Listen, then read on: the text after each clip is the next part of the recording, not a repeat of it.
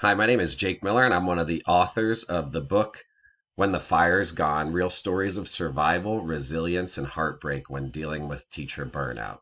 It is from theeducatorsroom.com, so I invite you to go check us out. And I'll also post a link below so that you can order the book yourself. But if you'd like to listen to my chapter, the first chapter, please join me. Maybe you're just not meant to be a teacher. These words, spoken by my second cooperating teacher during my student teaching placement, still ring through my ears like a building-wide smoke alarm system.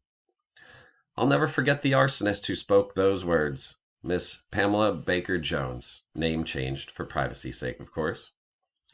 She was a teacher of 35 years, with eons of experience in the classroom, a sage of a teacher, according to my college advisor, and, believe it or not, served as an adjunct professor who worked with student teachers. But Ms. Baker-Jones just returned from a 3-week hospitalization after surviving heart trouble. Thus, when she saw me at the front of her classroom, she crushed my heart by ushering the above phrase, and a few more that my mind would rather forget. This just isn't going to work. I suggest you drop student teaching or get a new co-op. I'm going to fail you for your second experience. I'll never forget the burning sensation in my ears, nor the feeling of being ushered out of the school in shame. This teaching placement was difficult for me. I grew up in the rural sticks, but this was the inner city. I always had a 40-minute schedule, but this was on block. I also just broke up with my college girlfriend of nearly 3 years. Distance ended us, and I was about to create more of it by moving myself to Pittsburgh that fall to begin my master's degree at Carnegie Mellon due to an incredible scholarship opportunity. Finally, I was 22 years old, living at home begrudgingly, making less than no money, frustrated, and burnt out already. But greatest of all these pangs were the words spoken by Ms. Baker-Jones. To hell with this, I thought. And soon the stages of grief flared through me. I was upset at my mom for encouraging me to stick with the student teaching because it was the right thing to do, and because I never quit anything. Her words, not mine. Remorse followed, mostly because the external things in my young life were not allowing me to give everything I wanted to the profession. I ultimately felt like a roadblock to students learning, and I hated that. Lastly, I panicked. If I didn't finish student teaching, I wouldn't graduate on time to go to CMU, and I'd miss out on my scholarship. My college advisor was quick to reset the fire, this time from within. I'll never forget when he came to pick me up. One might call it a rescue mission. He took me out to lunch so we could chat about what went right and the many things that went wrong. I shared what I could muster over a meal I hardly touched. My stomach was still swimming in an emotional tide, and he essentially told me to take Friday off so he could find me a new location for the final 5 weeks of my placement. But I couldn't help but think about the articulation of my now former co-op. Maybe she was right. You're just not meant to be a teacher. 2 days later, my advisor called me to tell me about a fantastic new placement. It came in bits and pieces. Mr. Ains, name also changed, 35 years experience, had 8 student teachers before, sage of a teacher. He'll be expecting you on Monday. God, it sounded like I was on a repeat mission to hell. I spent the day writing down what I'd determined to be short and long-term goals. In the midst of my lamenting, I looked at all the chicken scratch and just decided to go into the backyard and burn it.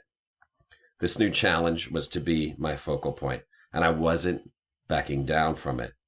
I had dreamed of being a teacher since I was a kid, and though I was considering another career path, I wasn't going to let this get the best of me or my opportunity just because a few phrases that came out of a certain teacher's mouth.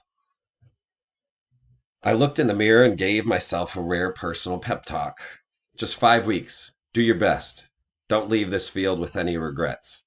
Always do what's best for the kids and you'll never go wrong. I think I read too much of the Harry Wong book the first days of school. When the alarm blared that Monday morning, I put on my best suit, my favorite shirt and tie, had a hearty breakfast, warmed up the car, and made sure I was the first one in the school's parking lot. Except I wasn't. I got out of the car to introduce myself to the early riser, Mr. Ains. Are you ready to have fun these 5 weeks? He asked. His firm handshake and friendly smile complimented his words. I heard you had a pretty tough last few weeks, he said, as I felt a well in the back of my throat. But I promise you this experience is going to be the kindling for your career. You know, sometimes some people just say words that are filled with more bravado than you can stand, yet somehow those words become a self-fulfilling prophecy. They become a destiny. That's possibly what happened here. Needless to say, I really enjoyed Mr. Ains. He was a classy, professional man who looked at least 10 years younger than his age and acted younger than that. He said he was retiring that year only because his mother wasn't doing well and he wanted to spend more time with her. He also wanted to regularly visit his son, who had just become a lawyer in Chicago. He treated me like an heir rather than an error. Maybe you're meant to be a teacher. The students at this new school were some of the most incredible individuals I'd ever met. They were curious to know more about me because I wanted to know more about them. They sought to absorb the instruction I presented. I loved teaching about the world wars just as much as they loved learning about them. I also connected with so many students on a mentor-mentee level, which I still replicate to this day. I started an after-school history club and assisted with History Day at the school. Plus, I sponsored team building on Fridays with pickup football games and wiffle ball, which led to becoming the assistant softball coach. It didn't seem like I was on my way out of my chosen profession at all. I was loving it, and it loved me back. After graduation, it was an easy segue to start substituting at the same school. I had such an incredible time there, and after 16 weeks of having no income, carrying the torch of learning from classroom to classroom was the easiest decision of my life, at least until I went to grad school. As we approached the end of the year, one of the science teachers had a major complication and was going to miss the last few weeks of school. In a bind, the assistant principal approached me and asked if I'd consider being the long-term sub. I asked if the administration thought I was right for the job. I mean, I only had a social studies certification, but he told me they wanted someone who cared about and understood the kids more than anything else. With that compliment, I gladly accepted. We blazed through those last 5 weeks. I worked so diligently to learn about all the astronomy and biology that I'd need to share with the students. We played games, went on nature walks, and studied photos I took of the stars. Before I knew it, History Club had a sister, Science Club. On the last day of school, I remember giving hugs to kids and thanking them for the experience. I mean, those were the first and last group of students I thought I'd ever teach. And as soon as I put the flames of teaching to rest, I had an opportunity ahead of me that I couldn't pass up.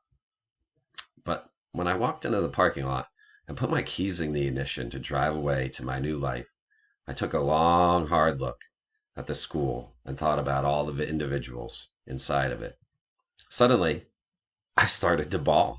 I mean, the tears just jumped out of my eyes like they were trying to invade my cheeks. I started laughing at myself since nothing like this had happened to me before. Crying over a bunch of 12 and 13-year-olds? Come on, man. Maybe you're just meant to be a teacher. I had a fire burning in me to figure out if that above statement was true, so I did something about it. I wrote a letter to Carnegie Mellon and resigned my scholarship. Second, though I was weeks behind fellow teaching candidates in building my portfolio and resume, I went to every interview I could find, beginning with Mr. Ains's job. Unfortunately, I bombed the interview. It was the first of what would soon become 31 interviews that summer to fulfill my new, old mission to be a teacher. Though I inched closer with each interview, all proved to be anything but successful. At the very last interview, I went to my car and saw a message on my phone. It was from the past principal at my alma mater, high school, who became the district's new superintendent.